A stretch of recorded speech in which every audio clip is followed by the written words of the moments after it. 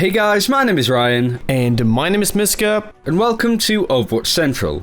So we do a series called What's the Meta, in which we look at certain heroes and basically say whether to play them or not. One hero that's in a bit of a grey area is Junkrat. Now we'll get onto why in this video as we go along, but my personal opinion was that Junkrat is a pretty strong pick for defending on certain maps. But I was playing ranked with one amongst many, a friend of ours who you should definitely check out, we'll link to one of his videos in a minute. But he brought up something that I literally just couldn't unsee. But this video and this topic definitely boils down to this. Is Junkrat a viable pick in Season 2?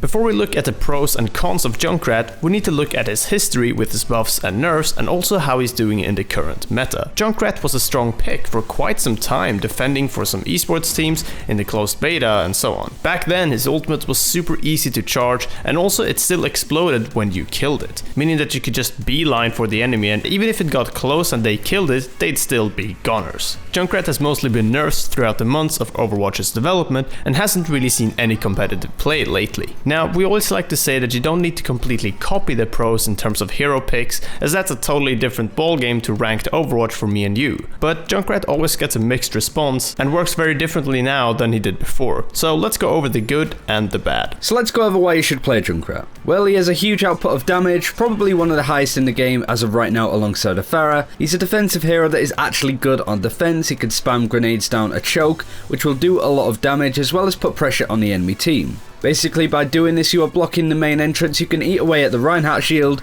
you give yourself more time, which in competitive is paramount, and you can also get some cheeky kills on low health targets that are running around the area, meaning that you will start off these fights 5 versus 6. His ultimate, if used correctly, can wipe out multiple people at once, and his traps and bombs can zone and control certain flanks. Sounds almost too good to be true, doesn't it? Then what the hell is wrong with him? So does this hero actually have any real flaws? Well, yeah, quite a few actually, and we go through a lot of them in our Junkrat quick start guide, which you can see on screen now if you haven't, but it's less about the pros and cons of this hero in terms of what Junkrat can do, and rather more about the slot that he's taking within his team. It's not necessarily because he's bad, but more that other heroes are better. If we take the template of a 2-2-2 setup within your team, which consists of 2 tanks, 2 supports and 2 DPS, Junkrat would be sharing a hero viability slot with Genji, Reaper, Tracer, Pharah, Mei, Hanzo and Widowmaker. But Miska, why those heroes and why only one slot on the team? You said 2 DPS heroes. Yeah, that's true, but you need the hit scan of McCree or Soldier on your team really, so one of those slots should pretty much always be a hit scan hero. For example, if your 2 DPS heroes are Reaper and Junkrat, you have absolutely no hit scan and not a lot of long range capability either. So if the enemy team picks a Pharah, you have absolutely no answer to her. Now, onto comparing Junkrat to the favored Reaper and Genji, and this is fairly straightforward. Reaper and Genji have ways to engage and disengage fights with ease. Junkrat has his concussion mine that he can jump around with, sure, but it's not very consistent and also should be used for damage, not getting him around as much. Can he do more damage than Genji and Reaper?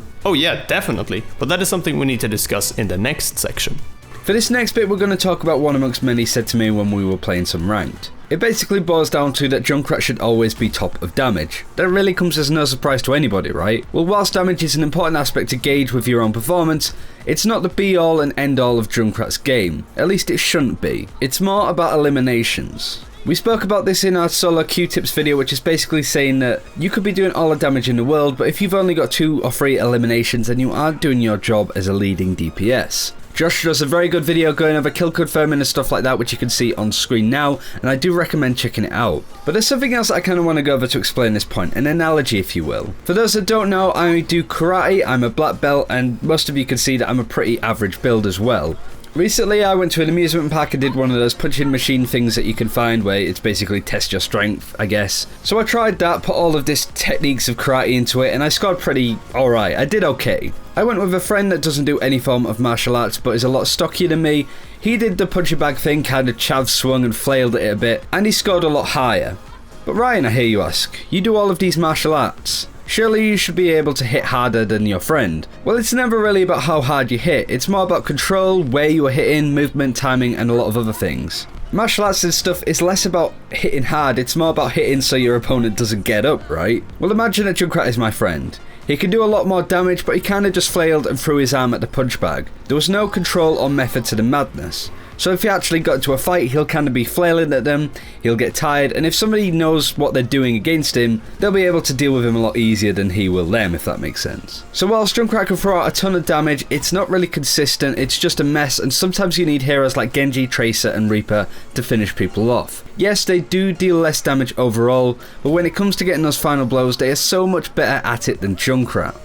So, in conclusion, should you play Junkrat? Well, maybe a bit now and then at least, but much like Symmetra and Mei at this point, he has a certain niche that needs to be used. Spamming grenades down a choke like in Temple of Anubis is great and all, you get ult charge quickly, you can maybe even control a flank with your trap, and those pesky grenades will get plenty of pickoffs, but knowing when to play Junkrat is more important. Damage only tells you so much of the story, and like we went over in previous videos, you can be top of damage, but if your team has only managed to kill 3 or 4 people altogether, then you're going to lose no matter what, really. Overwatch is much more about getting that kill confirmed rather than just getting some damage in. There's so much healing, so just getting a little bit of damage in on a hero just won't be enough ever. And it won't really matter a lot of the time either. So for confirming these kills on their own, Reaper and Genji do a much better job than Junkrat. If you need a hero to spam grenades down a choke, play Junkrat. If there's no choke and stuff isn't dying, please change.